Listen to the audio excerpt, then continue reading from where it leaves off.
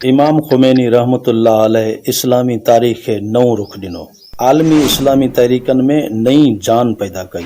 उन मुसलमान मुल्कनि खे आम तौर ते ऐं दुनिया जे ॾुतड़ियल ऐं उसरंदड़ मुल्कनि खे ख़ासि तौर ते इनक़लाब ऐं इतिहाद जी दावत ॾिनी। हुन अवाम खे सम्झायो त उन्हनि जी क़िस्मत जा फ़ैसिला मॉस्को या वाशिंगटन में थियण बदिरां संदन उमेदनि ऐं मक़ामी मारूज़ी हालतनि पटांदड़ थियण घुरिजनि। जागृता जी इहा लहर रुगो ईरान ताईं महदूद न रही पर दुनिया जी ॿियनि मुल्कनि मां बि संदसि आवाज़ खे जीउ चयो वियो। इमाम ख़ुमैनी पंहिंजी हयाती में पंहिंजे मुल्क अंदरि इस्लामी इनक़लाब जी कामयाबी खां पोइ उन माशरे खे इस्लामी उसूलनि ते क़ाइमु कयो। आवाम जे क़त्ल में मुलवस वॾा फ़ौजी एहलकार, जज, स्मगलर, मंशियात फ़रोश, तखरीबकार, जासूसन तोड़े फ़हाश चेहरनि खे पंहिंजे अंजाम ते पहुचायो। तालीम खे नई इस्लामी कालब में समोयो वियो ऐं मुसलमाननि में इतिहाद बैनुल मुस्लिमीन जे अज़ीम आदर्श खे उजागर कयो वियो। इमाम ख़ुमैनी रहमतुल्लाह अलैह सॼी उमिरि इस्लाम जी बालादस्ती लाइ अर्पे छॾी। हुन पंहिंजी तहरीर ऐं तक़रीर वसीले इस्लाम जी अफ़ाक़ियत खे मुतारिफ़ करायो। संदसि तेहरान पहुचण वक़्तु कयल ख़िताब, बेश्त ज़हरा में शहीदनि जी मज़ारनि ते कयल तक़रीर, संदसि आलमानी हैसियत ऐं धरती ते ख़ुदाई निज़ाम जे क़याम लाइ फ़िक्र ऐं अज़म जो हिकु शानदार मिसाल आहे।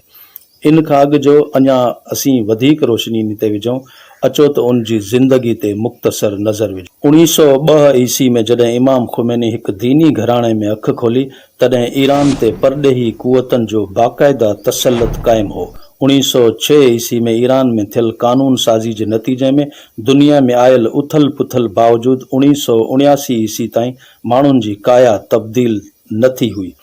ईरान अंदरि आम शहरी पाण खे मजबूरनि जी सलेब ते लटकियल महसूस कंदा हुआ, जॾहिं त अमरीकन खे उते हर क़िस्म जी आज़ादी हासिल हुई। आयतुल्लाह रूहुल्लाह ख़ुमैनी 11 फरवरी 1979 ईस्वी ते 2500 सालनि खां शहनशाहीअ जी ओड़ाह में पिॼरंदड़ ईरान में इस्लामी इनक़लाब कामयाब करे मुसलमाननि जी सियासत में हिकु नओं सियासी रूह फूकियो।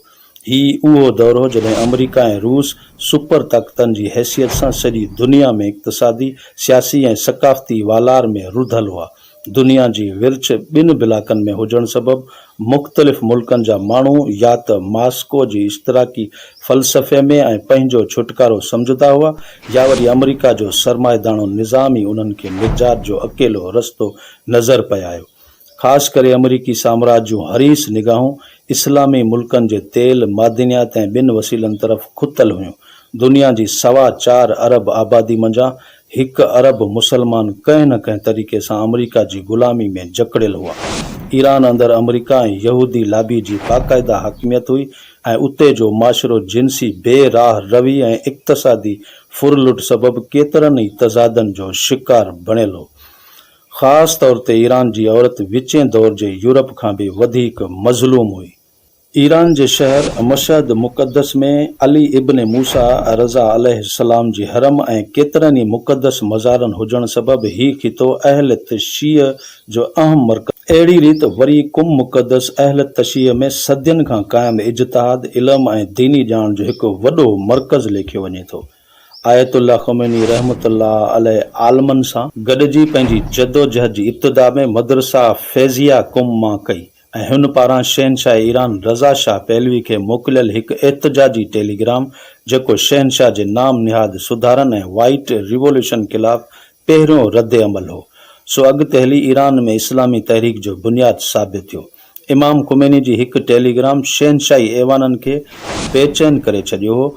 पोइ खेसि इराक़ ऐं फ़िरां समेत मुख़्तलिफ़ मुल्कनि में अटकल 15 सालनि ताईं जलावतन कयो वियो। हुक्मराननि केतिरा भेरा हुन जी ज़िंदगी ते खूनी वार कराया पर नाकाम रहिया। हुन पंहिंजे इस्लामी तहरीक जा मर्कज़ कुम शहर ऐं इराक़ जे शहर नजफ़ अशरफ में क़ाइमु कया। संदसि इनक़लाबी जदोजहद में तेहरान यूनिवर्सिटी जा शागिर्द, आलिम ऐं उस्ताद, फ़ौज जा बेबाक सिपाही, पेट सां पत्थर ॿधी गुज़ारो कंदड़ ग़रीब पोरियत, ख़ाबी धुर सां लाॻापियल तंज़ीमियूं, सदन खां महरूमी जो शिकार बणियल औरतूं, शाइर, अदीब ऐं ॾाहा माण्हू विख विख ते गॾु रहिया। जलावतनी दौरान हज ऐं ज़ियारतनि खां मोटंदड़ माण्हू जॾहिं हुन जो को बि ऑडियो वीडियो या तहरीरी पैगाम खणी ईरान पहुचंदा हुआ त उहो आम ॿुधड़नि खे इनक़लाब लाइ तमामु घणो उत्साहींदो हो।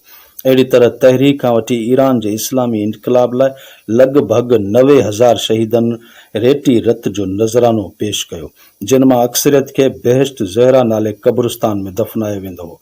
शहनशाह ईरान जे हुकुम ते सॼे मुल्क जे अहम शहरनि में कर्फ्यू लागू करण ऐं अवामी जदोजहद खे कुचलण दौरान हिक ई ॾींहं में 10,000 खां वधीक माण्हू शहीद कया विया, जन जे नज़राने अवामी इस्लामी इनक़लाब खे नई वाट अता कई।